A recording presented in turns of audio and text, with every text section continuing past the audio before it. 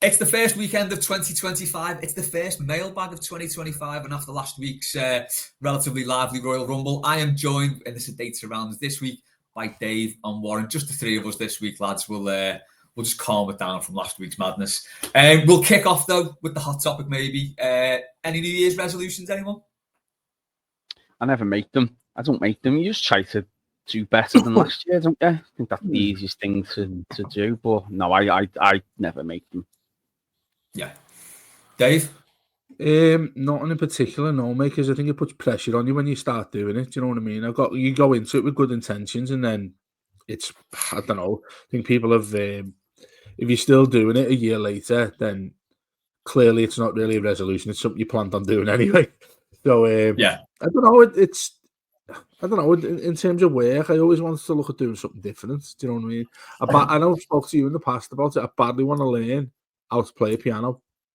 So I'm going to try and do that. Or this doesn't sound right. Play an instrument. Like a guitar. Not even 2 minutes in.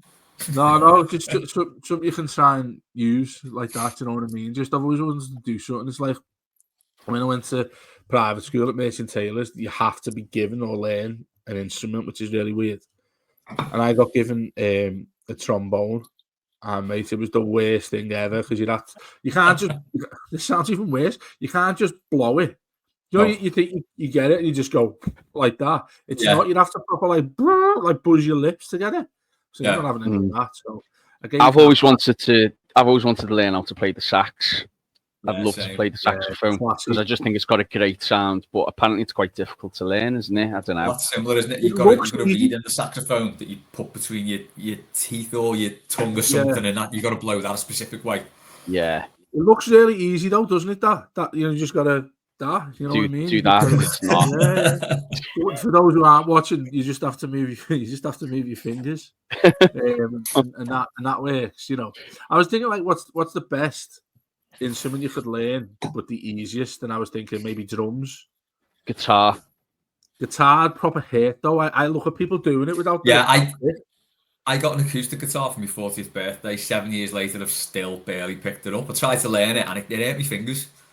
See, now we are. This is what you could do. This is what you could do for 2025, Les. You could, by the end of this year, have been a fully fledged acoustic guitar player. You could go all Jamie Webster on us, mate. Throw this out, stink a bit, and then stink a bit. Yeah, don't get a wash for sing songs about Everton players in an exaggerated Scouse accent. No. Acoustic guitars have got no place in football. Ban them. Agreed. But yeah, I might do that actually. Yeah. Do you know what? That's going to be mine. I'm going to learn how to play that guitar. Yeah, I'm going to learn how to play the instrument. Dave, get piano lessons in. Joe's doing piano lessons. He's done his grade 1 now, and he's dead good at it now. So I had a mate a couple of years ago give away a proper granddad piano. That's what they're called, isn't it? And it was so hard to get into the house because they're so heavy. Like they weigh it must be about a ton. So getting it into the house was really hard, and decided to put it in the living room, which she kicked off about. And I'm like this, trying to learn it, and I'm watching all these videos on YouTube and all that. And then when I play, like, I don't know, like 5 seconds, I'm like, oh, I'm gonna get boss at this, but it's the most frustrating thing in the world.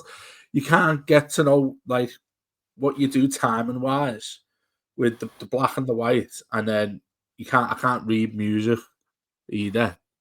There's a lot of people have instruments where they just learn how to use it naturally without doing it like the conventional way. Yeah. So like I'd love to learn it, but I mean, how long does it take? I can imagine it takes ridiculous amounts of time.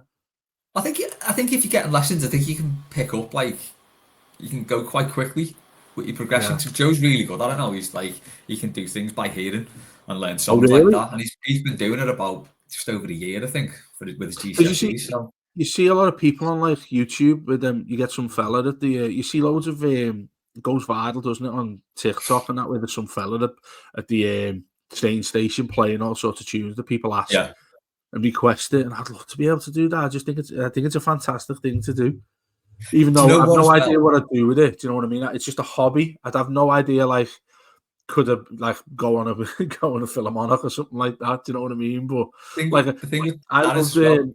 I used to love Alicia Keys. Alicia Keys plays the piano, and then she's fantastic playing the piano. And I've always wanted to do that because it looks just so. She just stands up, blanging it like just not even looking at it, and all this. Love a bit of that. So when you say you're going to get the guitar out, everyone rolls their eyes and groans. When you start playing the piano, everyone's banging into that. It's class. Yeah, it's a much better feeling. Liam said, inspired by Les and Rob's Boss Kickabout discourse, I am listening to at least one album EP I've never listened to. It was my New Year's resolution. I think he said each week or something. So that's a good one. And Tangled Up in Blue said, no resolutions. The club needs revolution. Thanks for calling. I don't know what you're on about here. New Year's resolutions, mate. That was just what people said on Twitter. That's all. We're back up to speed now. Duffy has asked, which resolution would be better for your health? Quitting alcohol. Oh, hang on. Forgot to put that on. There we go. I'll go back to that. Duffy asked. You need to stress that if you are watching the show, if you're listening to it. That's if you're watching on YouTube. I always forget to put the ticker up at some point. But anyway, the question's up on the screen now. Which resolution would be better for your health? Quitting alcohol or watching Dyche Ball Everton? See, I don't think you can watch Dyche Ball Everton and quit alcohol. I reckon that would be a bad recipe. Mm-hmm. I mean, one complements the other, doesn't it? Pretty much, yeah. It's like Walter Smith years. I don't think I saw a single game sober during that few years, and it's the only way. So, I mean, I'm not heavy on alcohol as much. I mean, you've seen me finish a pint off, Les, haven't you? It's like you blink and it's gone sometimes, and that you see me drinking a pint. But I've been doing the Atkins diet for about 2 months now, and it's just like it's the type of diet you do where you can just you can't have carbs. You can eat what you like. It's got to be up to 20 grams of carbs if you're doing it hardcore. So, funnily enough, just before we came on there, I've had like 3 or 4 eggs with some cheese and a bit of chicken. That's like the ideal sort of afternoon meal that you'd have for your dinner. And that becomes harder than you think it would be. It'll kill me. Watching Everton, I've done it before and lost loads of weight a few years ago, but watching Everton there, it's hard to not want a bevy. It's really hard. So, I don't know. I'd probably scrap the diet off, to be honest with you. Yeah, do you know what? I think it's hard when you watch it at home, isn't it? So when you're at the game, obviously you can't have a bevy anyway in the ground while the game's on. But like if I'm watching it at home and I'm not going anywhere, like say Saturday night or that, I'm just staying in, I'll probably start drinking about 2. And then I'll drink right the way through, and then by the time post-match comes on, I'm a write-off. So, yeah, maybe that can be my New Year's resolution. Stop bevying when the game's on at home. Yeah, maybe do that. It gives Les an excuse for when he's doing the post-match away from home, when we do it from home. The away games, me and Les often do it, don't we, from our houses. It's just, if you're listening and you're criticising what Les does, at least he's got an excuse because he's absolutely bladdered when he's talking about the game. Yeah, pretty much. Speaking of post-match, should we launch into some red hot soccer chat? Let's do it. Yeah, go on. Oggy on Blue Sky, unusual for Mailbag. With quite a few players out of contract this summer, there is a chance to totally rebuild our midfield apart from Dyche. Which midfielders realistically would you sign that would give us pace, leadership and technical ability? I will have to defer to everyone else here because I don't know what any players are like until they sign for Everton. I'm terrible at these things. When I was a kid, and like I'd be obsessed. Like I like me football, don't get me wrong, but I'm not as into it as I was, like obsession-wise, as I was when I was a kid. And you play all the games, like you play Pro Evo, you play Champ Manager, and I knew every player from everywhere and who was good and who wasn't. I wouldn't know. I see some of these names now who we're linked with, and I go, you could, if you wanted to, have just made that name up, and I would have gone along with it because I've got no clue who's good or who isn't. I've got no idea who we should sign, to be honest with you. I just want us to sign someone so obscure that they come in and they end up being amazing. That's what I'd love to want. Tell you what, let's rework it then for our... Unless you've got any names, Dave. I've got one and I've liked him for a very, very long time. And I was just clicking then to see what he is. And he's actually on loan at Southampton. But David Brooks at Bournemouth he was really ill, wasn't he? As well, he got over cancer, didn't he? Yeah. So, and he was a top class. I say top class. He is a top class midfielder. Can play in a variety of positions. But I'd love us to get someone like a Jared. I know we couldn't go and get him, but like a Jared Bowen type of player, which you could play in a number of roles. A bit like in Dyche, really. Could play in a number of roles. Could play in a 10. Could even put him in behind somebody. Someone who links things up in front of the midfield. Someone like you don't want, and like a better version of the Corey, for instance. That sort of level of player. But yeah, I think it's hard to. Well, is the question who you'd want or who you think we could get? So no, who would you sign who would give us pace, leadership, and technical ability? Which is probably quite a big ask, given the bargain basement we're probably still going to be working in. But then, all right, then let's sort of flip it and say what profile of player do you think that midfield needs? I just want. Oh yeah, there you go. I'd go for one. And I think me and Matt have had a discussion over this in the past. But Sander Berger as well. He's a big lad, and he can shift as well. Someone I think they got him relatively cheap there at Fulham, didn't he? And he's been at Sheffield United. He's done the rounds like when they first got him in. But he's a big lad. I think you can see someone like him dominating the midfield. Do you think that's what we need? A big lad in there to dominate. What would he take the place of Gay then? Do you reckon to sort of just try and dominate that midfield? Or if you, I mean, how old's Gay now? He's 33, 34, isn't he? Yeah, getting mid-30s now. So, and I think he's been one of our best players this season, sort of under the radar kind of thing, because we've had a complaint about others. But if you were to get a big lad like him next to Mangala, I think that's a formidable duo there that can handle the ball well. It's one thing I think we lack as well, randomly. I don't know what you think about this. We haven't probably thought about it too deeply. Is actually throwing ourselves about physically. Yeah, I don't think we have any players who do that. I'm not talking about throwing in 2-footed tackles, but I just think we've lost that side of our touch, really. Because Everton notoriously have, physical side. You think it'd be something that's right up Sean Dyche's alley as well. But we don't seem to have that in a midfield capacity there, even though you've got some like Decore, 6-foot-odd lad. He's a big lad. Yeah, I'd like to see somebody who can properly put the foot in and regain possession. And at Goodison seems to be Bramley Moore, of course. That's the type of thing that proper gets you going as well, doesn't it, in the crowd? Yeah. Do you think we need the sort of player that we thought Decore was going to be? Because I was expecting like a dominant box-to-box player, but I don't think he's ever really been that for us, has he? No, and to be fair, sorry. No, I go on. You go for it because I'm going for a totally different player for him. I found one who I'd like, so I'm going from a totally different style to Decore. So go on. Well, Decore has always been a bit of an enigma to me. I think when we first got him, there was an intention that he was going to be more of an attacking midfield player who was able to do various things. That term box to box, I don't know if it's like it exists anymore. I mean, when you had like the likes of Matic, you look at Chelsea when they'd have a Lampard, players like that could do that. Dare to say Gerrard for them. You could play him as a defensive midfield player, or you could play him as a 10. Just loads of variety of what they can go and do. He used to be known as box to box, didn't it? And I feel as if Decore probably was meant to be that. But when you look at him in anything that happens defensive midfield wise, I think he's absolutely dreadful. Well, the one thing where he can pick it up is in an attacker midfield sense, isn't it? Yeah, so on that, I think basically we've got very few players who can carry the ball 50 yards out of trouble. I think Ndai does it, and I think Coleman can do it from right back, as he showed against Man City in that like sort of brief appearance. But aside from that, we've not really got any or many players who will pick it up and get us like 50 yards up the pitch.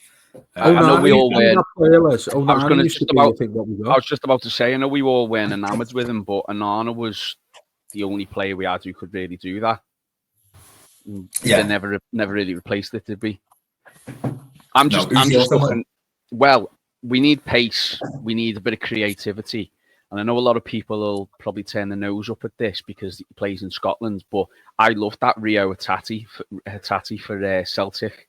Yeah. He's absolutely brilliant. He's something a bit different. Now, when Ange Postecoglou was the manager there, and he brought in a lot of the Asian players from what he was used to in the Australian A-League, and he was one of them with Kyogo and the other fella, Maeda. he brought them in, and they just revolutionised like how they were playing. And Dyche Hatate, every time he's played in the Champions League as well, he's looked half decent against good opposition. So realistically, could we get him? Maybe if we had more money, maybe like that's a signing a couple of years down the line. But someone like that, I'd love. I think he's a brilliant player. Good shout. We'll move on to Raymond's question. Oh, hang on, there was one I wanted to add. Sorry, mate. Eze. Right. I think Eze's like a sitting duck there. Palace. Yeah, I don't think. I think we'd realistically get him, though, would we? I've just googled him and he signed a 5.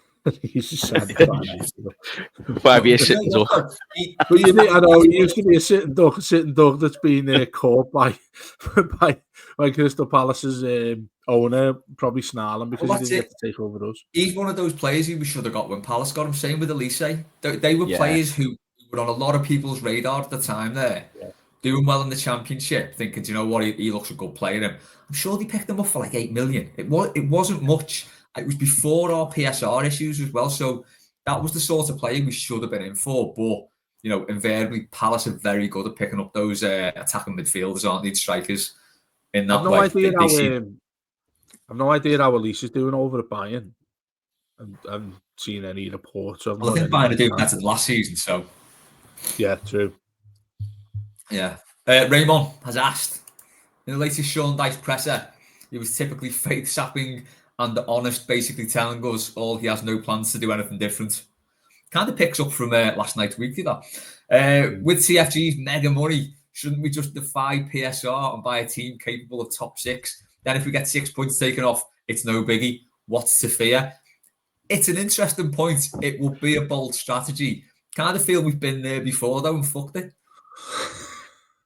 Yeah, I don't want to go down the route of Managerial Mark II again and spending loads of money on average players. No, I don't. I mean, it'd be exciting. It'd be something different. If we did it right, though, so if we did spend a lot of money but spent it well, would it be worth the gamble then? I suppose. Yeah. If we're top 6, if we're top 6 and there's no threat, but I don't think it's as simple as that, is it? And if they did fail and we got top 10 points and then we're in the relegation zone, it'd be a massive risk. Yeah, I get the point he's making there. Like I do get that point because it's like we've been in the doldrums for so long. When we haven't been in the doldrums, Everton haven't been, conventionally close to European qualification and things like that. I get the point that you just think, fuck it, just throw everything at it and see what happens. I completely get that because we're all so irate with how sort of mundane Everton have been for such a long time that maybe it's something that we'd all be entertained by, like you say there, Warren. It's like it'd be entertaining, wouldn't it? Do you know what I mean? But I think quite shortly into it, even if we had top class players, that PSR come and bite you in the bollocks. You look what's going on with City. There will be a conventional line there that'll say you're getting this, you're getting that, and the deductions will be in there properly, not just you go into commissions and all this different thing to see how many points you get deducted. So unfortunately, I think it's sort of you just have to stay inside the bounds. You really don't, which essentially what we spoke about, what me and Patrick spoke about a couple of weeks ago about the financial sides of things and the limitations that TFG is going to have isn't mega money that we're allowed to spend. It's there's amounts of it. It's much better, but it's not going to be anywhere near Managerial spending ridiculous amounts of money on a load of average players. Yeah, I can see definitely where he's coming from though, but I think it probably would be too big a risk. Game of football, isn't it? I'd love a game of footy manager in real terms. Yeah, but just with someone like capable getting the players in and coaching them. Yeah. Speaking of which, and we did cover this on last night's The Weekly, AD said, say we lose our next 3 Premier League games, do you believe TFG will still stick to their stability shouts and keep Dyche, or do you think that was all just talk until they barely got their feet under the table since taking over officially, and they will act upon sacking him? So do you reckon the stability shouts are just like freaking group going, no, we don't want to change anything, let's keep things as they are, but like we said last night, lose the next 3 league games. Should he go? Yeah, I'll refer back to what I said last night. I think unless something drastic happens, they'll keep him. And what I mean, I don't necessarily think if they lose the next 3, he'll go. But I think if it starts getting to 4, 5, 6 games without a win, on top of where we are now, and we're in the bottom 3 at the end of January, that could be a different story. So, I think unless something drastic happens, he'll be here till the end of the season. Dave? Lose them 3 and he's gone. I think so. I think he should be. He should. He absolutely should be. He should have already. We spoke about that. I know we keep on to referring to a show we've already done this week, but we had a chat about this, didn't we, in the weekly, talking about what sort of situation he's going to be in should he win, lose, or draw these games coming up. Lose these 3, 2 of them at home. Villa and Tottenham at home, isn't it?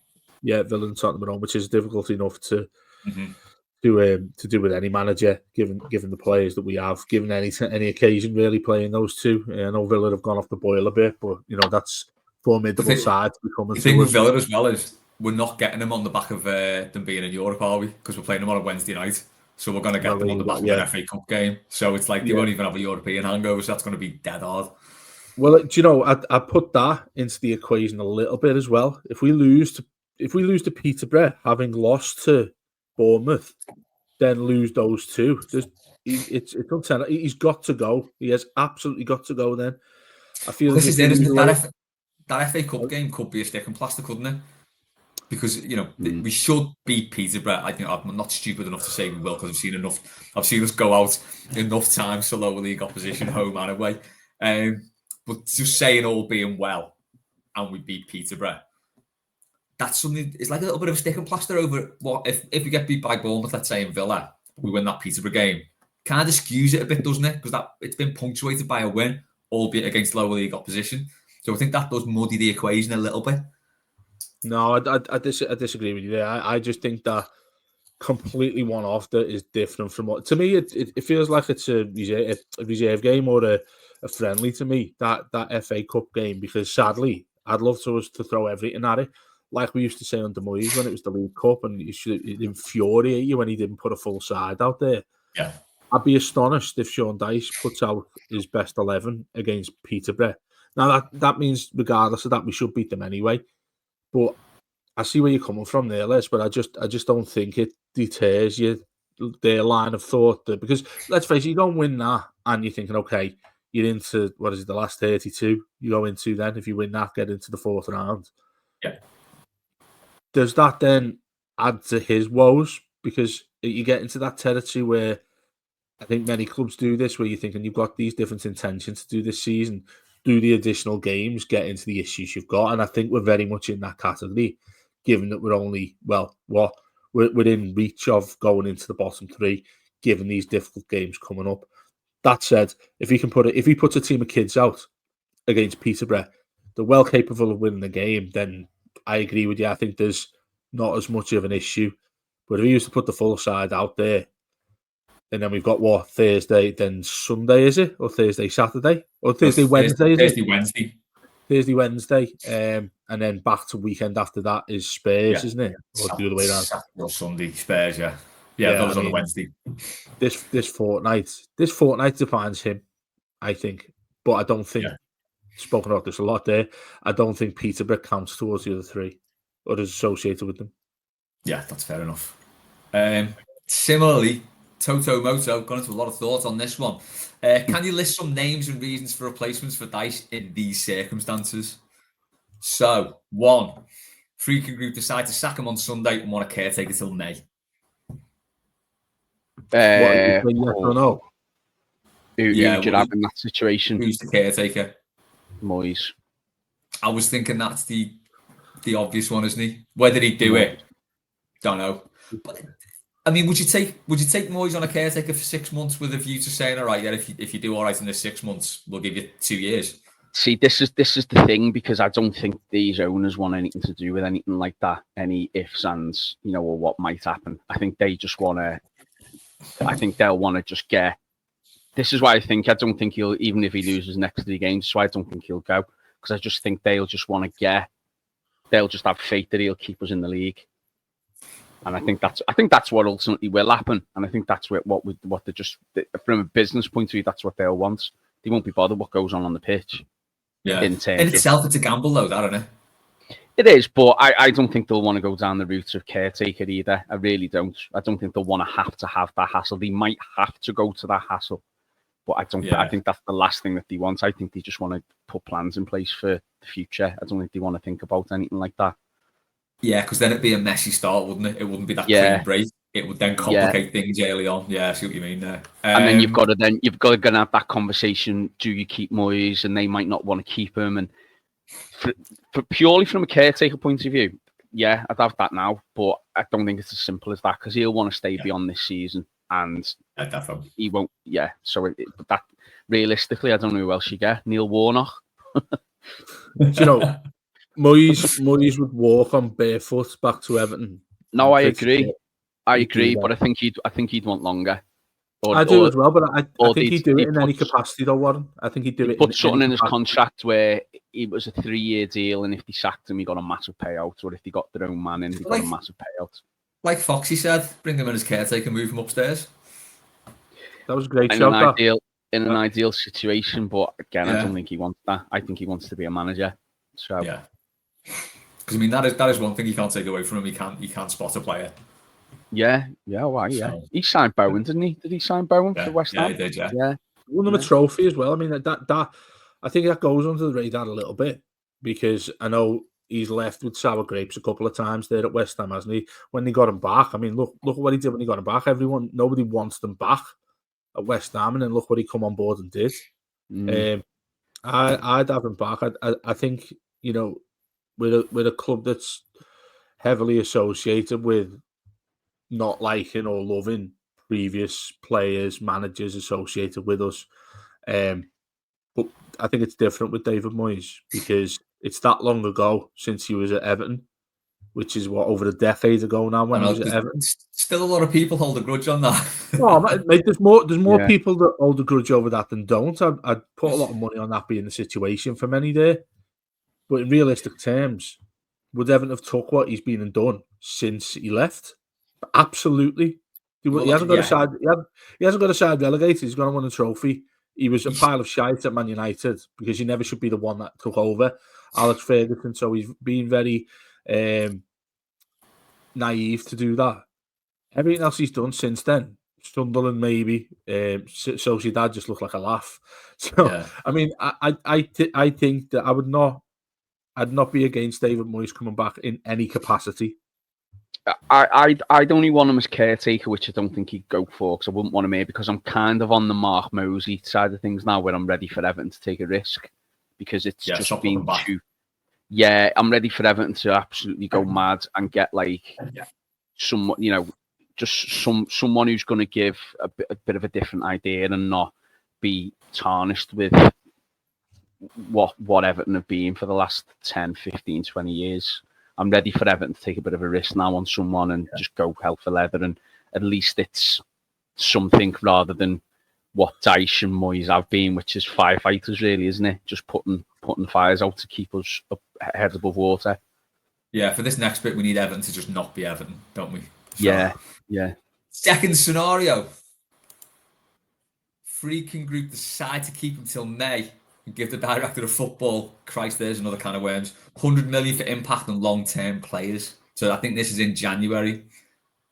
So how does that fit in with the So he stays on till May.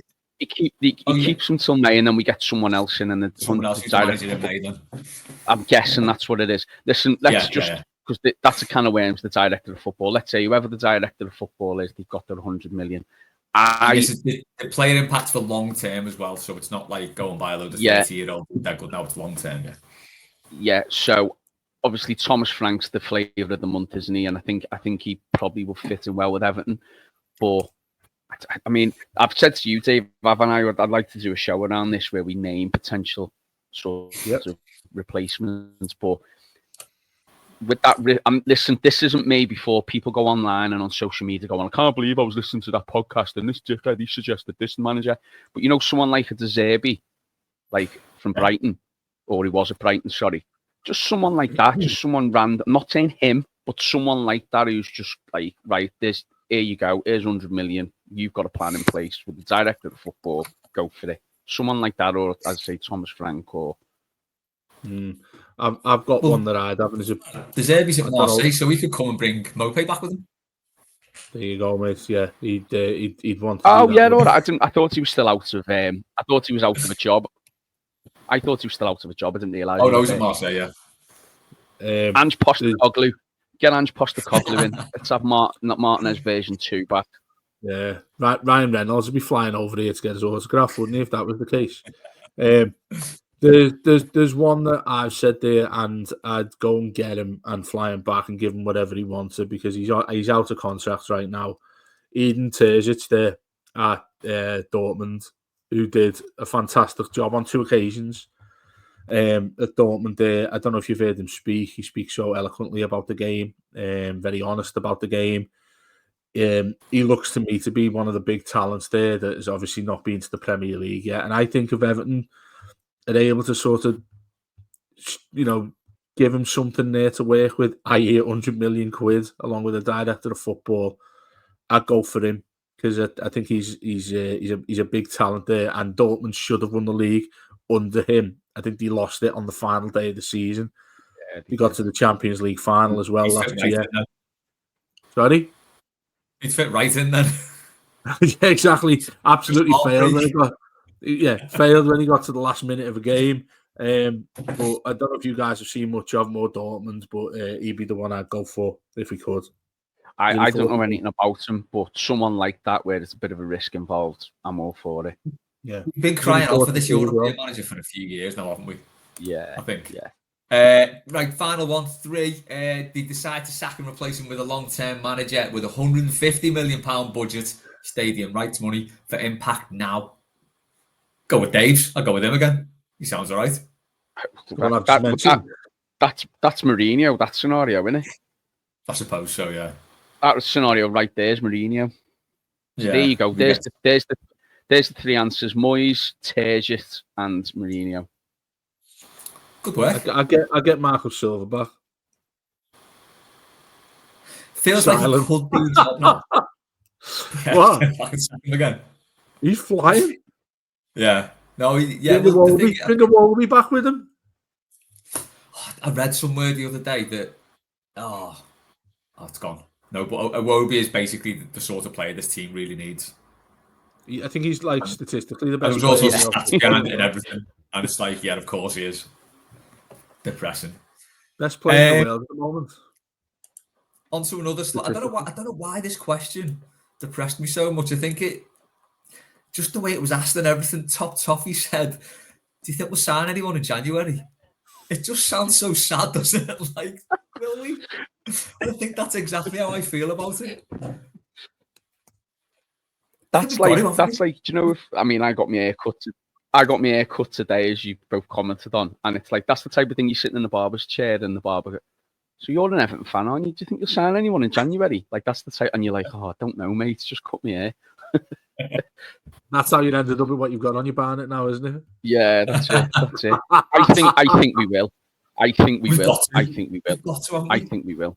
I know there's limitations, but I think we will. I'll be surprised. I mean, I wouldn't be surprised, but I just don't imagine us getting to February and not at least adding somebody, but we might not. So I mean, I think we've gone over this before, but we'll do it again. What do we need? Like, left back is a pressing issue, but a left back isn't necessarily going to help score goals. And scoring goals is where we're absolutely stuck. Can you get a striker for the market we're operating in January? It's dead hard, isn't it? What would unlock any sort of potential that team's got to score goals? I think we can muddle through without the left back. And if we only had the chance to sign one player, we've got to, for me, sign somebody who can. If Ndiaye's playing on the left, we need somebody who can go on the right-hand side, who has got a bit of pace and a bit of power and a bit of directness, and will just go take a risk and go, fuck it, I'm going to have a shot here, and it goes in. I think we're just crying out for something. what do you go for in that regard then? Do you go for an inverted winger, so a left-footed player to play on the right, or someone who's going to get down the line right-footed and hit the ball in? Do you know what would be great for us now if this type of player is like a Landon Donovan type, like that direct, fast, just something a bit different.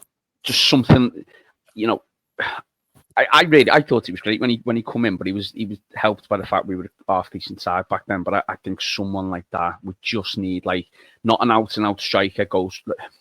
I don't think they exist anymore anyway, not like the way they used to. But someone like that who's just gets forward, bit direct. Just someone who'll get in them positions in the box and back up, I know you said about this, Les, about Calvert-Lewin, he's got no one near him when he heads the ball. Someone who'll get near the striker and affect things. I think we're crying out for that, and I'd love someone like that in January. I think that's more of a pressing issue for me than, as I said, I think we can muddle through the season and get clean sheets. I think we need to start scoring more, and we need someone who's going to help us do that. I would agree. Dave?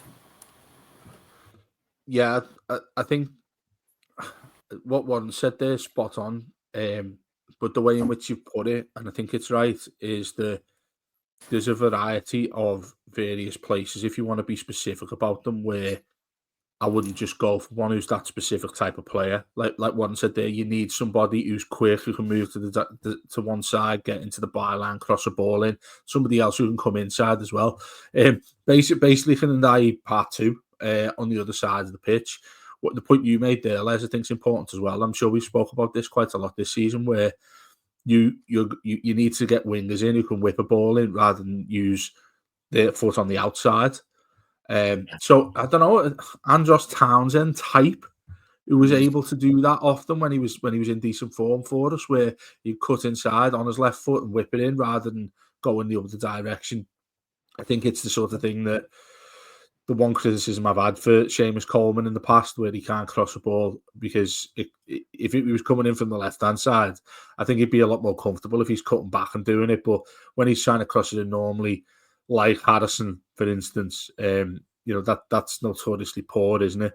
Yeah. So anybody that's in and around that, and dare to say it, somebody who could work with an Nathan Patterson as well, somebody who could lean together and make things a little bit more comfortable in somebody overlapping and stuff, because again, it's something that we don't have on either side, because you don't trust Mykolenko to do it. I wouldn't trust Mykolenko to go over the halfway line at this moment in time.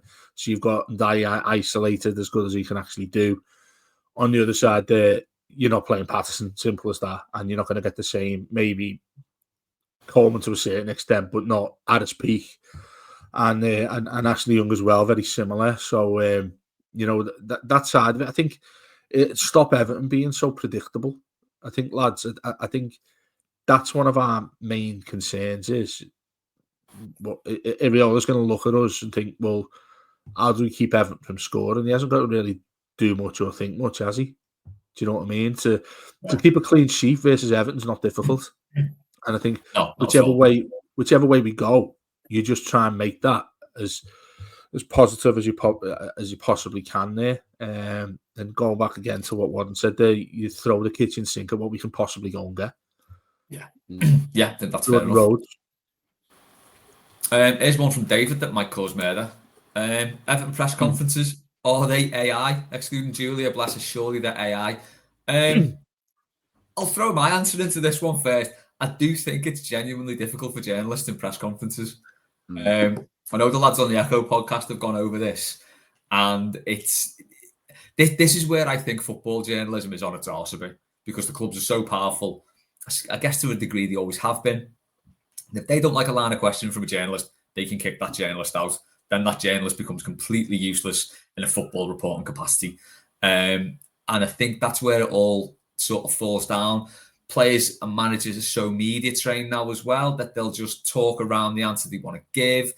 And I think that's why you never really get anything from a press conference or a post-match interview, unless you get some players who are a bit off the cuff, which are becoming less and less as sort of, football becomes a bigger business. And as I say, they are all media trained. I just think it's a bit of a thankless job. And that's probably why I don't really listen to press conferences or post-match interviews, because there's nothing really to be gleaned from them for me. So there's my answer to that. Anyone else? No, 100% with everything you just said. It all seems very staged and very micromanaged, doesn't it? There's nothing, like you said, off the cuff. So no, I think it is difficult for journalists, and you don't really learn anything new, do you, from them anymore? So there's no point in you might get the odd quote, but there's no point in really listening to them or taking much notice of what gets said. It's nothing that you'd listen to and you go, oh my God, that's life-changing what you've just said there. It's not really like that, is it? No.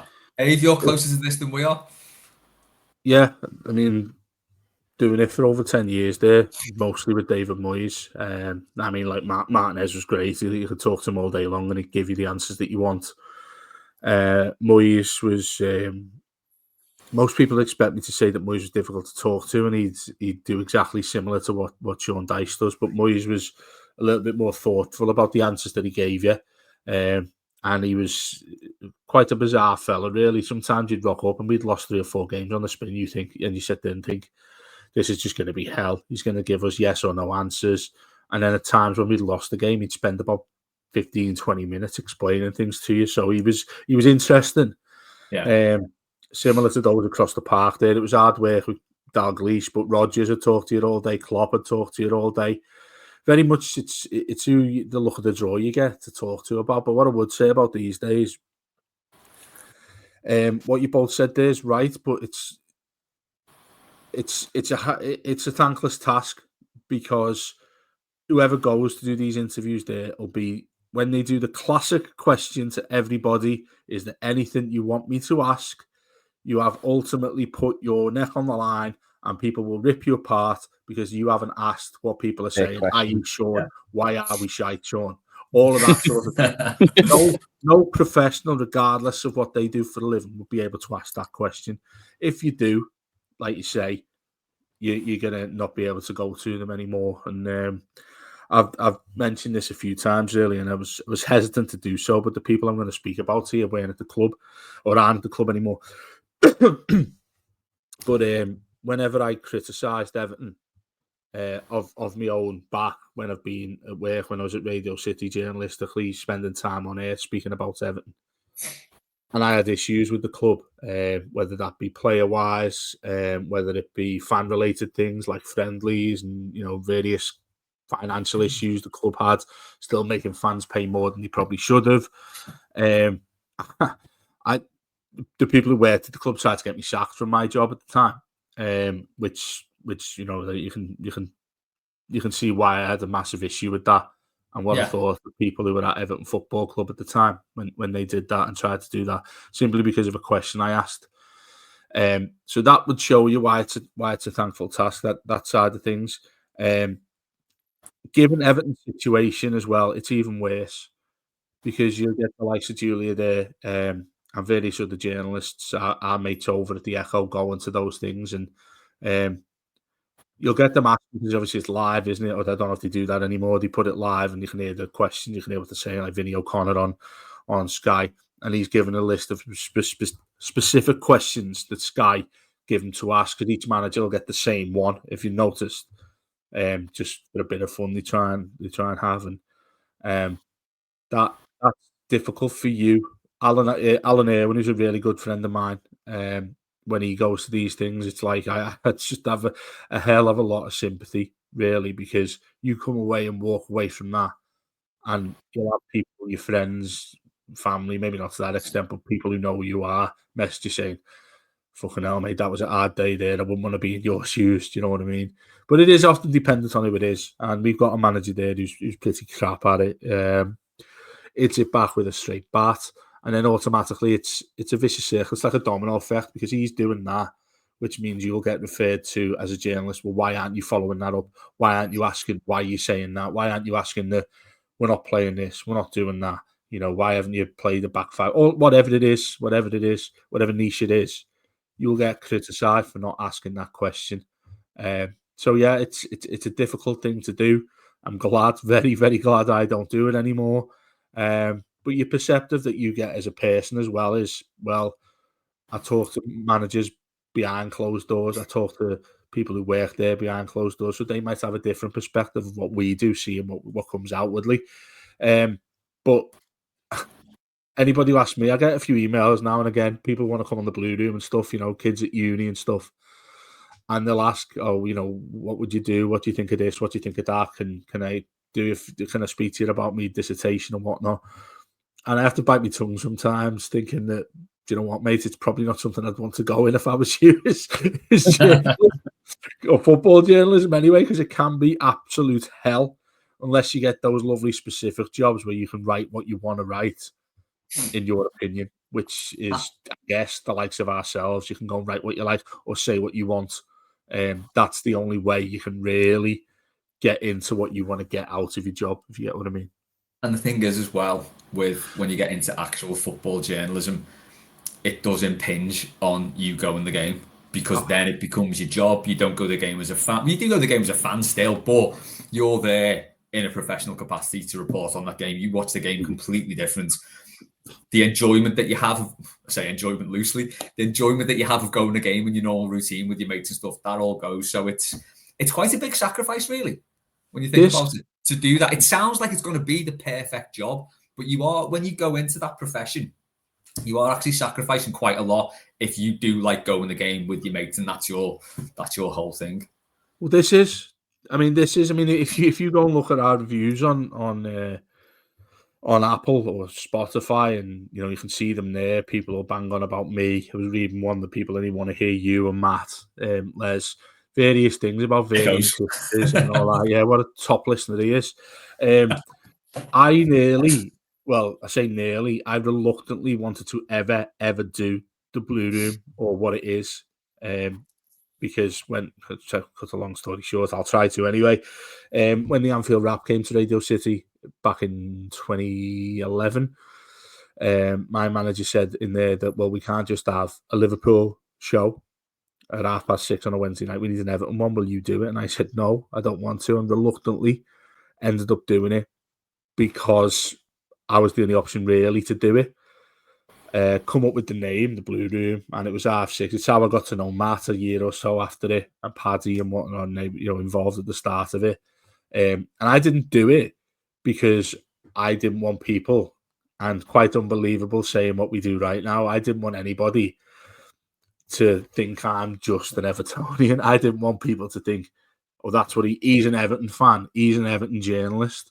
I didn't want that because I can see that from where you were. Yeah, career-wise, I wanted to, and I had to go and see Liverpool every week and all that. And I was just waiting for one of the managers to say, you're an Everton fan," and like it'd just be a real issue for doing what I wanted to do for a living. And then we reluctantly did it, and like obviously we're massively proud of what we are now, and it's what we do at the Blue Room, like the most successful podcast Everton group and stuff. But yeah, I mean, it's I can understand why there's a reluctance from anybody, but the other side of it is I can imagine. I haven't been back to uni to give a chat to anybody in there in the last couple of years, but the enthusiasm about journalism sadly ends quite quickly, in my opinion. I hope that's changed, but I don't think it has. Yeah. No, it's getting tougher and tougher the more we sort of go into free online content, and you got things like the amount of pop-up ads you get on like the Echo website and stuff. It does make it a lot more difficult. Yeah. But we'll move on. Yeah. You might get a pop-up ad on this now if you're watching on YouTube. Who knows? Maybe you will. Maybe you won't. I don't know how they put them in. We've got 2 questions on coffee now. Inexplicably. So Sam has asked on Blue Sky, how do you have your coffee and why is it best? Warren, go on. I am ready to take so much stick for this, but this is how I have my coffee, right? So I have oat milk because I just prefer the taste of it in coffee, and I buy I think it's called the Calista Farm brand of oat milk. It's quite creamy, and This is what I do. So got me mug, and I put in about a teaspoon and a bit of maple syrup. Boil the oat milk in a pan, pour the oat milk in with the maple syrup, add the coffee, and then add the boiling water, stir it all together. That's how I have. That's my favourite coffee that I do. Only instant coffee, nothing special. Well, but nothing special. You just told us like it was something Gordon Ramsay makes. No, but I mean, as in, it's not in like a machine. I don't use a machine or not a coffee maker. That's just my brand of my coffee. That's like being a massive coffee ponce without being a massive coffee ponce. I quite like the balance you've got there. That's good. I like it. I think the times of being in America, and I love their breakfasts out there, like how sweet Dave. You know, they go to Vegas. Yeah, all the sweet breakfast, and when you get like the waffles and the pancakes, but especially the waffles, and they just pile everything on it. And you go to one of the like waffle houses, the proper ones, not like the chain ones, but the proper waffle houses. And on every table, there's things of maple syrup, and I just loved drenching my waffles in maple syrup with like the cream and the raspberries and all your fruits and everything. Oh, loved it. So I thought, you know what, I love to taste this. I'm gonna, as a sweetener, because I don't want to use sugar really. I want to try and not have any sugar. I put this in my coffee and see what it tastes like. Cause I love to taste the maple syrup. Well, that's all I drink now in my coffee is that the oat milk and maple syrup. So listen, I'm happy to take stick for it, but don't knock it till you've tried it. Exactly. That's fair enough. Do you know what, just on the American breakfast thing, do you know what, I don't know why it's not taken off over here so much. It's just like filter coffee. So over in the States, you get filter coffee everywhere, don't you? Yeah. Over hotels a lot. You seem to have like an Americano or something. No one really does filter coffee. When we had when me and my dad had the tea shop years ago, we used to sell filter coffee for like, I don't know, 70p a pound a cup or something. It wasn't much. And the Kirkland filter coffee from Costco was dead nice. Just that black, incredible. So I'd probably go for that myself. Dave, where are you on this? Right. I was going to say, you're right about the States there. One, it's different level, isn't it, with certain things like that. I mean, there's no wonder that the diabetes levels over there is off the wall, isn't it? You can just see wherever you go, you're just throwing sugar on your way in, basically. And those breakfasts are guilty of it, ultimately, aren't they? Yeah. Anything you get, I think it's mad where you go for stuff like everything puts maple syrup on it. Bacon, they have bacon with maple syrup on it. And I tried it, and I was like, "Oh, that's all right." But bacon and maple syrup should not be together. It should be illegal for that to be a thing. Well, the last time I don't like bacon. I don't like bacon, but the last time I was there, I had a waffle with egg and hash browns. Now the hash browns are different over there. They're more like thin and crispy rather than the hash browns we get in like a frozen bag from the supermarket. But I had all that potato and all that egg on a waffle, and you just put maple syrup on it. You just do it, and that doesn't sound that nice to people maybe listening, but it is. It's maple syrup and egg. Oh, fantastic! Crispy, streaky bacon as well. Yeah, see, that's all they do over there. Streaky bacon. Yeah. They don't do like crispy. Like it's like a pack of Frazzles, isn't it? Yeah, but you have to get it early. Like the hotel for our wedding, we stayed in there. You go down, it's all you can eat breakfast. And they have a pile of the bacon there. You have to get the ones at the top quite quickly, otherwise they go crispy. Do you know what I mean? So they're as soft as you can possibly get them, because crispy bacon's and it goes on so many things. But the fact you can go and get like M&Ms and just pile it with stuff and like that, there's all sorts of chocolate. Honestly, it should be made illegal. Some of the stuff there, you're like, on your holiday, for us, it's like this is an enjoyment for us. This is a bit of a treat, isn't it? Because they don't do it at all. But you're right there, Canderel kind of things. I put that rather than sugar into my coffee. And you know, I was going to get the old George Clooney Nespresso for Christmas. Because when I've had those, they are all right then. They're really nice, but I'd want a pint of it rather than a little tiny shot. You know what I mean? Yeah. So that's eliminated. I'm just a box fan. Yeah, what? Pint of coffee. Yeah. I'd go to just like a standard latte. Really, I'm pretty boring when it comes to that. But sugar wise, I'll only put like 1 or 2 Canderels in, and then that'd do me. I actually think it's nicer than sugar, to be honest, as well. Try maple syrup. I'm telling you. No, I've tried like maple syrup. I'm not putting it in coffee. Try it in your coffee, Dave. And Dave, telling you now. You've actually led us on to the next question nicely there. Mike has asked how much caffeine do you want in a day? So a pint of coffee from you, Dave, or more. You gone up it? I didn't, mate. I would inject coffee. Just. I know, like, it's obviously the conventional thing. Everyone's on coffee, so you're wired for the rest of the day. But to start a day, it's like I go the complete opposite at the end of the day. Really, I don't know if that's like a unique thing or not. but I'll start the day really tired. But then I'll go I'll be bouncing around in the evening when I'm finishing work or late afternoon in work. No idea. I just end up that way. So yeah, I mean the caffeine to start the day would be the one for me, and I mean it's dangerous, isn't it? Drinking too much caffeine, really dangerous. Yeah, I mean the non-caffeine stuff as well. It's obviously just not the same, is it? Caffeine-free Yorkshire tea is all right, Caffeine-free Nescafe is all right as well. Yeah. Is it? Yeah. It doesn't really. I don't really notice a difference. Yeah, my kind of routine will be I'll have 2 cups of coffee in the morning when I get up. I'll probably have a cup of green tea at some point. And Do you have a lack of milk? What's that? Do you have a lack of milk? No. You don't put milk in your coffee? I'll have milk in normal tea, but not coffee. No, but then before bed I'll have like a sleepy tea, a chamomile tea or something. What are you two on here? Hang on. What have you just said? What language was that? If you're bouncing around of an evening, get yourself a chamomile tea, the sleepiest of teas. Honestly, it'll knock you out. Chamomile tea. It's like when I was good for you as well. When I was a kid. Yeah, the good for you then. I have I've got one of them Yeti mugs, and I always fill that with coffee every morning. With me, I call it magic coffee with me maple syrup. I always fill that with magic coffee in the morning. But I went to see the dental hygienist recently, and I'd had a few stains on my teeth, and like I brush twice a day, do all that. I've got one of them water picks as well, where you like pressure wash your teeth.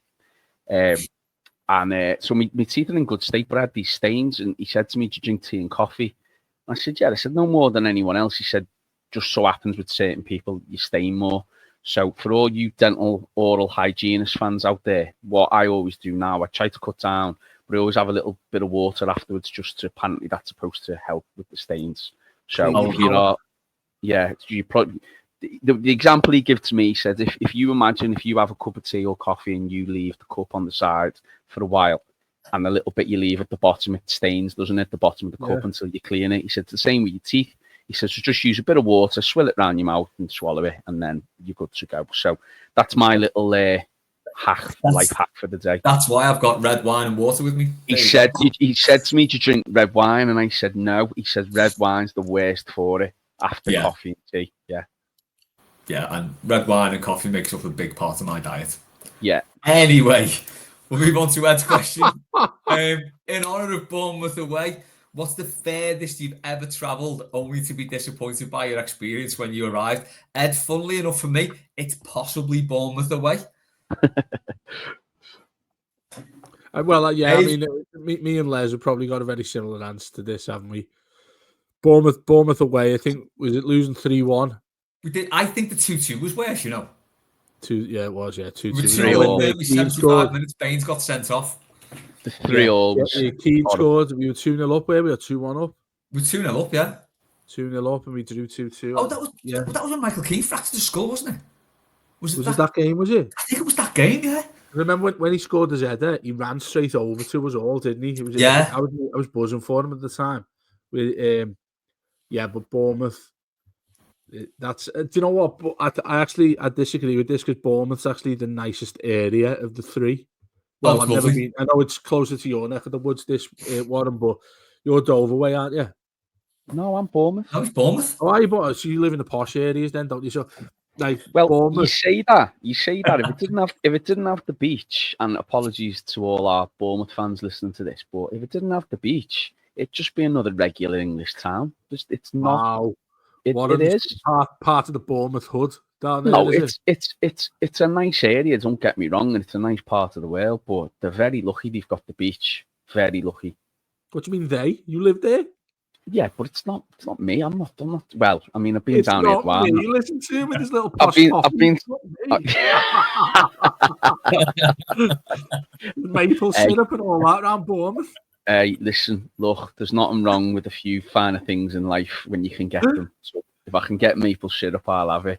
Look, it is. It's a nice area, and there's a lot of nice places, and you got the New Forest not far from here, which is good as well. And we got stuck there for 2 hours, Dave, on the way to Bournemouth. By the way, didn't we? Yeah, we did. You got the beach and all that. We got there for 5 to 3, didn't we? Yeah. I remember it exactly. We got in the ground at 1:45. The reason I remember is because the girl wouldn't serve me an ale because she said, we can't give you a beer 15 minutes before kick-off. We've been travelling for fucking 8 hours. The only 8 thing hours and I couldn't get a pint. The only thing that was all right was the weather was gorgeous, but also it was glorious. Yeah. Parking the car. One of the stewards there did us an absolute favour because, as you know, how small it is. It's like less than Prenton Park, isn't it? And it's got that massive cricket ground opposite. Yeah, it's in the middle of a big park. Yeah, exactly. But obviously, there's nowhere really there to park. And she let us park because we were that close to kick-off. She let us park in one of the players' car parks. So I don't know. Oh, really? Hopefully, she did us she could have parked there, didn't she? Could have parked at mine. Yeah, and then she was great, but it was crazy how close the turnstiles are to whenever you stop. It's like you can walk just off a curb straight into where the ground is itself. Do you remember when we did the podcast down there, Les? Yeah. And the fella knocked on the window. Fella came along.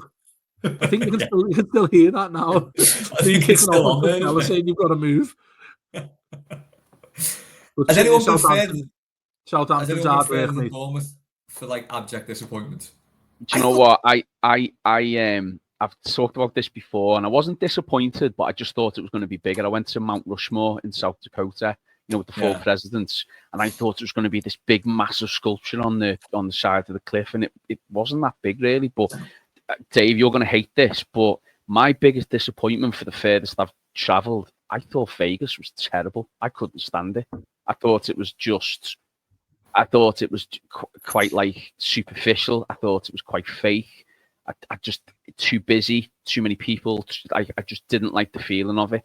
And I know I'm in the minority to a lot of people who've gone and who've been. And I know you love it, Dave, but I was only there for 3 days. I couldn't wait to get out. And when I was there, it was in the peak of summer.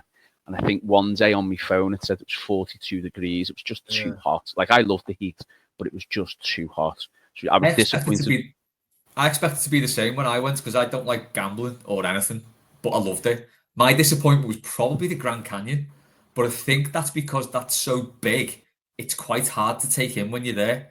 I've said this before as well. When I was there, I looked at it and like you look at it and you go, okay, like it's big, but fine.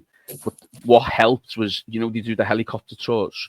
There was a helicopter flying to where I thought it was like the other side of the cliff right near me.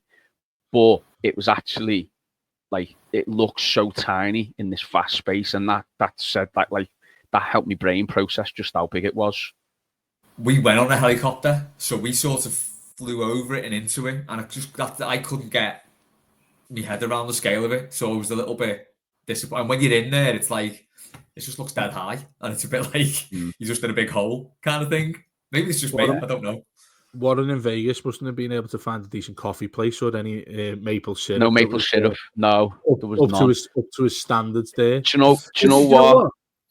I understand what you're saying about it, mate, because when we got married there, and it was about 42, 43 degrees there, and we're coming out taking the photos, mate, and I looked like a sweating pig. I looked like I was about to be sliced up. I was that nervous as a pig. Honestly, I was outside, dripping apart, mate. I was falling apart, and nice wedding suit on and all that. I just ripped me blazer off. And I just looked like I'd come out, when you come out of school, you take your tie off and you just got your shirt on with your kicks. I look like that, mate. I just look like I was a fool, more so than I do when I'm normally dressed. And when you come out of there, you had to get the photos and all that. I made sure that when they took the photos, you can just see above me, where you can just see me tie, my shirt, and that's it. Below me, I'm pretty much half naked because it was so hot. We got a limo back to the hotel. And I said, listen, I'm going to make a complaint if you don't put that air conditioning on any lower, because it was just hell. The hotels everywhere in it, the air conditioning there is great, as you can imagine. But outdoors, mate, there's no wind. It is just, I'm not great with the heat either. Love the place, love the various things. You can never do the same thing twice over there. There's that many different things to do. But I take your point there, Warren, because everyone that stereotypes it that hasn't been there is pretty accurate. The only thing I'd say is that a lot of things there, maybe Les agrees with this, where you would not think that'd be in Vegas where they have these things. There's many, many things to do there that are completely different than what you'd expect. Because you think the stereotype is Hindus, strippers, what I do every day, the gambling stuff and all that. That is the main attraction. Completely get that, but there is a million different things to do there, shows and all sorts. Yeah, I mean, like I said, I was only there 3 days, and but the second day, I think part of the reason I was in a bad mood and I didn't like it as well. On the second day, I did the Grand Canyon tour, but you had to get up at 5 a.m. Well, I had to be up at 4:30 to get there for 5, and it was one of these comedy coach tours where the fella who's like, he thinks he's dead funny, and it's like 6 a.m. He's trying to and I went on my own, but on this coach there was loads of like couples or families, so people sitting next to each other and knew each other, and I'm just on my own. He's going, and I'm like 6 rows from the front on this coach, and he's going round each seat, and he's going, "Where are you from? How come you're here?" And I'm sitting there like this, going, "It's 6 a.m. Do not talk to me." So I just put my hoods or whatever I had on like that and pretended I was asleep because I thought. And he come up to me and he went, "Oh, this guy's asleep," and he carried on going. Thank God for that. But it was on that coach for 2.5 hours till we got to like where they take you. Then it was 2. So we'd gone from 4 that morning until I think it was about 3-4 o'clock when we got back. So 12-hour round trip day, and I was starving, so I went walking down the strip just to find somewhere to eat, and we ended up going to Buffalo Wild Wings. But it was, like I said, red hot in the middle of summer. I'm like you, Dave, like that, sweating. I had to carry a bag because I was carrying some things for the day while I was on this coach, and it was miserable. And then I just found parts of it I found really sad as well. Like you go into some of the casinos and there's like 60, 70-year-old waitresses in like cocktail dresses who were like, and you're thinking to yourself, you shouldn't be doing this at your age. You should be winding down, not like stuck in the back of a smoky casino. And that was the other thing as well. Everywhere you went, stunk of smoke. Yeah. Oh, it was horrible. I hated it. So yeah, it just wasn't my thing. Wasn't mad keen on it. Do you know what I was desperate? Sorry, Les, I was just going to say, do you know what I was desperate to do when we were there, when we went last year? I really badly need to go and see Alcatraz. Like, it's one of my favourite things that I want to go and see. And what we thought about going there was, I remember talking to Rob Vera about this. He said that the flights there and back, it's only about an hour and a half, and it's really cheap. So it's like, basically over there, it's like getting a taxi if you need to get to another state. Yeah. So I was saying to her, this will be great. We'll book it when we're there. And the worst thing about it was if we'd just done it with like Scanner over here, it'd be about $100 for the flight. Over there, though, we were looking at trying to get the flights, and it was like $300 each, so we didn't bother doing it. But like, obviously, she loves it, so we're going back again this year, because we want to get to there as well in San Francisco and all that. So I'm going to book it nice and early. But I was gutted I couldn't get to go there because it's on my bucket list going to Alcatraz. Done that. Go there and drive to Vegas. Honestly, yeah, but that's about 9 hours, isn't it? Oh, it's stop off on the way. Dude, like, break it up. It's incredible, honestly. If you can drive the Pacific Coast Highway, it's incredible. Is it really? Yeah, it's brilliant. Honestly, couldn't recommend it enough. So good. We'll move on to Liam's question. We've got a few more to go, probably about another 5 minutes or so. Liam's asked, would it be a faux pas to boo at these test events to make it feel like I think I would implore everyone to boo at these test events. Yeah. Get it ready for now. Yeah, it's a test event. Get it tested. Boo. Yeah. Like coordinated booing as well. I think we should, like, anyone who's going, say on, I don't know, 35 minutes, just a big intake of breath and a coordinated boo. See what the acoustics are like in the ground. Yeah. Can you get it through the speakers? Can you ask the club? Listen, can you just press the button yourselves when we've gone 3-0 down? After just playing shite, can we just boo? But I think it'd be really. Do you know what? I think I'd do it for the laugh, just for the laugh. Do you know what I mean? And film it or something like that. Just boo. Or the under 18s go. The under 21s go down, booing them, like destroying these kids' careers. Welcome to Everton, lads. Yeah. Toffee Nose is asked, or Tangled Up in Blues, what else you voluntarily do repeatedly that brings you as little joy, careful Dave, as watching Everton play at what best can loosely be described as football? I'm trying to convince myself that running's okay. I hate it. So I'm going to say that. Warren? Oh, what do I repeatedly do? I mean, the obvious answer is like work, isn't it? But we kind of got to do that, haven't we? I What do I do? Dave, have you got one so I can come back to me? Yeah, I've got one. Go ahead. Drive. Like I'm pretty sick of driving. It's shite, isn't it? It's just like I sound like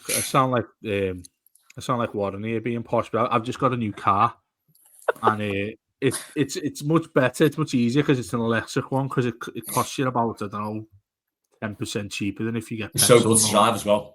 Oh, you just can't hear anything. Do you know what I mean? That's more enjoyable. But maybe it's because working over in Salford there, it's like 60 mile round trip, and sometimes the M62 is an absolute joke to get there and back. But yeah, I mean, I'll enjoy it on the motorway when there's nothing about. You know what I mean? Like in the night, you can get to places in the night really quickly and stuff. But in general, driving's a massive pain in the ass. Do you know what I mean? If I'm in the passenger seat, yeah, it sounds you just play on your phone or whatever. But the literal sense of driving is just a bit of a ball ache, really. Yeah, I would agree with that. Especially from the match as well, by the way, just to double that up. Coming out of Goodison in a car, I gave Matt Flush a lift. I said to him, I can't remember what game it was after. I think it was after who we played recently, Brentford. It might have been the last home game before Forest. Picked him up and he said, where do you want me to go? I said, go to the McDonald's on County Road there, Walton Road. And he said, all right, Sand, I'm here already. And I was coming in from Queen's Drive. So obviously it was pretty quiet because it comes the other way out of Queen's Drive towards the 62. So I'm coming down. I was about 10 minutes before I said I'd meet you there. Typically the way I'm always late. Got to by the McDonald's and I must have been about 500 yards away. And it took me about 15, 20 minutes. So I messaged Matt saying, just keep walking up, mate, keep walking up. And it was pissing down as well.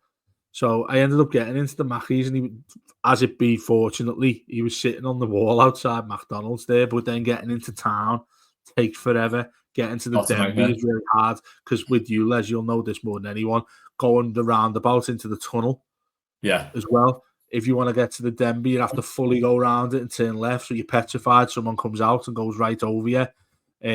Driving a car in Liverpool, absolutely shite. Yeah, we jib driving the game ages ago. We just got the train now. Bet your Dover's nice, isn't it, Warren, for the drive? I don't live in Dover, mate. I don't live in Dover. Dover must be where you go to play croquet or something like that.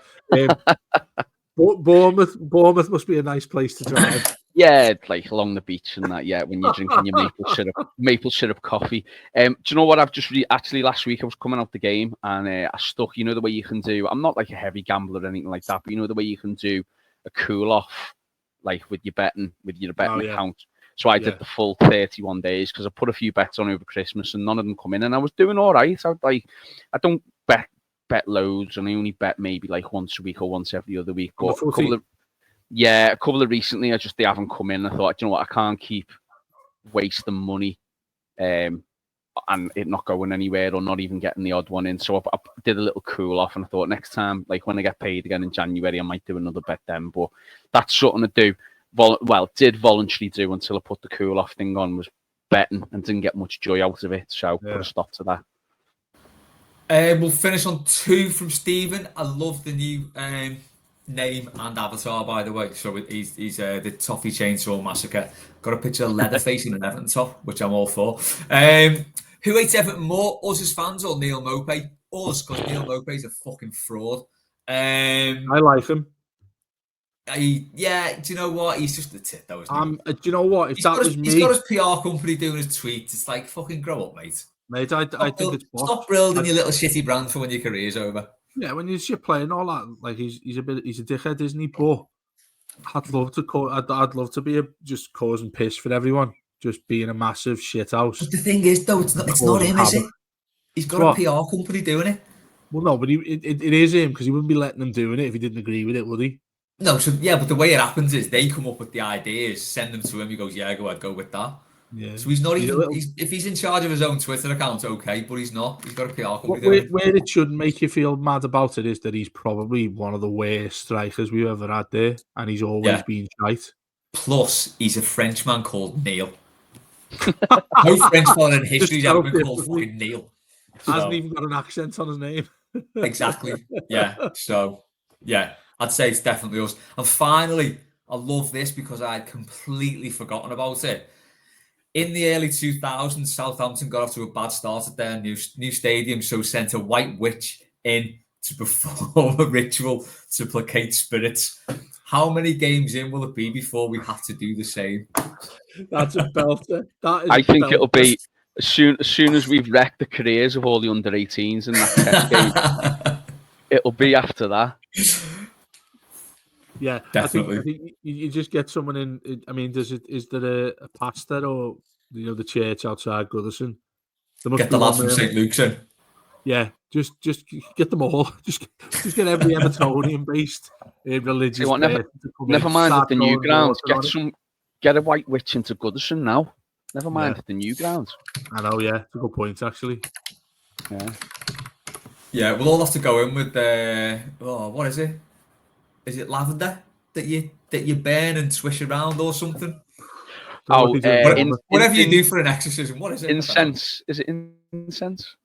Whatever it is, I reckon the club should give everyone one on the way into the first game, which will obviously be Millwall at home on a Friday night when we're in the Championship. Give everyone some of that to waft around when we go in. Les, did you know in the school you teach there? You know, with it being a private school that everyone has to pay millions to go to and all that. Did you did you have to take part in the nativity? Me? Yeah. I don't know. Look, I don't know how this has turned into me just because I have coffee a little bit different. That I'm all of a sudden this like croquet playing, like jumper. You live in Tory land, that's why you're a Tory. Wolf, that right. I think. Look at his face. I think I better call an end to this mailbag before it all kicks off. I can just confirm that Warren indeed is not a Tory. But I do like maple syrup in my coffee. Do you know what? Go meet Warren in Bournemouth and look at him with his blue rosette on. As you said, there's nothing wrong with liking some of the finer things in life. Yeah, just like Mailbag, which is, of course, one of the finest things in life. Correct. God, I might delete that out. Thanks to Dave. Anyway, that's all for this week. Thanks to Dave. Thanks to Warren. Thanks to everyone who sent questions in. Hopefully, the Toffees will get off to a good start for 2025. We shall see very soon. Enjoy the weekend, whatever you're doing. Up the Toffees, and we'll catch you next time on Mailbag.